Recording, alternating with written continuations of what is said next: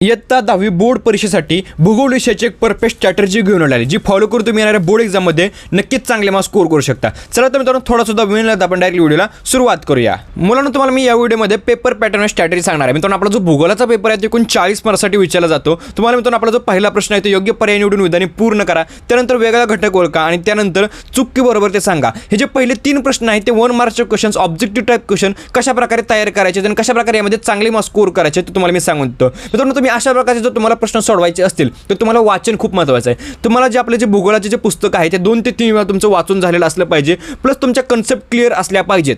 आणि दुसरं म्हणजे तुम्हाला या प्रश्नांसाठी प्रॅक्टिस करणं गरजेचं आहे. आता तुम्हाला प्रॅक्टिस कशा प्रकारे करायचं आहे, तुम्हाला काय करायचं आहे, आपल्या टेलिग्राम चॅनलवरती जायचं. टेलिग्राम चॅनलची लिंक डिस्क्रिप्शन बॉक्समध्ये दिलेलं आहे. त्यावरती नवनीत 21 MLQ सेट दिलेला आहे मित्रांनो भूगोल विषयाचा. तो डाउनलोड करा आणि त्यातील जे अशा प्रकारचे क्वेश्चन्स आहेत ते सॉल्व्ह करा. तुम्ही मित्रांनो इझिली या प्रश्नांमध्ये चांगले मार्क्स स्कोर करू शकता. आता तुम्हाला मी प्रश्न 4 अ ज्यामध्ये तुम्हाला नकाशा आराखड्यामध्ये पुढील घटक दाखवायचे असतात आणि एक सूची तयार करायची असते. लक्षात घ्या मित्रांनो यासाठी तुम्हाला प्रॅक्टिस करणं खूप महत्त्वाचं आहे. जवळपास जेवढे जास्त मित्रांनो तुम्ही भारताचे आणि ब्राझीलचे कोरे नकाशे भरू शकता तेवढे तुम्ही मित्रांनो भरा. आणि लक्षात घ्या मी तुम्हाला काही महत्त्वाचे घटक सुद्धा देऊन देईल, त्याची मित्रांनो तुम्ही तयारी करा. ब्राझीलच्या नकाशातील काही महत्त्वाचे घटक आणि भारताच्या नकाशातील काही महत्त्वाचे घटक याची PDF बनवतो. त्याची लिंक मित्रांनो डिस्क्रिप्शन बॉक्समध्ये दिलेली आहे. ती PDF डाउनलोड करा आणि त्याची मित्रांनो तुम्ही तयारी करा. नक्कीच तुम्ही मित्रांनो यामध्ये चांगले मार्क्स स्कोर करू शकता.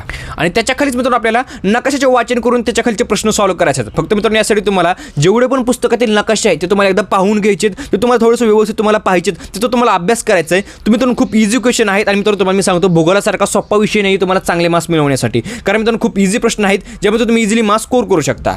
त्यानंतर तुम्ही आपला जो भौगोलिक कारणे लिहायचा प्रश्न आणि त्यानंतर खाली जो आपला लास्टचा प्रश्न आहे सविस्तर उत्तर लिहा. ह्या 2 प्रश्नांसाठी तुम्हाला कशा प्रकारे तयारी करायची हे जास्त करून जर तुम्ही पाहिलं तर हे स्वाध्याय खालील प्रश्न असतात. आता तुम्ही जर पाहिलं भूगोलाच्या पुस्तकामध्ये भरपूर स्वाध्याय आहेत आणि भरपूर प्रश्न आहेत. प्रत्येक प्रश्न जर तुम्ही तयारी करत बसला तर तुमच्याकडे तेवढा वेळ नाहीये आणि तुम्हाला खूप अवघड वाटत असेल तर तुम्हाला मी सांगतो आपण भूगोलाचे महत्त्वाचे प्रश्न आपल्या YouTube चॅनलवरती अवेलेबल करून दिले आहेत. त्यातील तुम्ही तयारी करा आणि त्यानंतर तुमचा जर वेळ शिल्लक राहिला तर तुम्ही तो बाकीचे प्रश्न तयारी करा. तुम्ही तो इझिली यामध्ये सुद्धा चांगले मार्क्स स्कोर करू शकता. आणि त्यानंतर सर्वात सोपा प्रश्न म्हणजे आपला जो आलेखाचा प्रश्न. खूप सोपे प्रश्न आहेत. तुम्हाला याची जास्त काही तयारी करण्याची गरज नाहीये.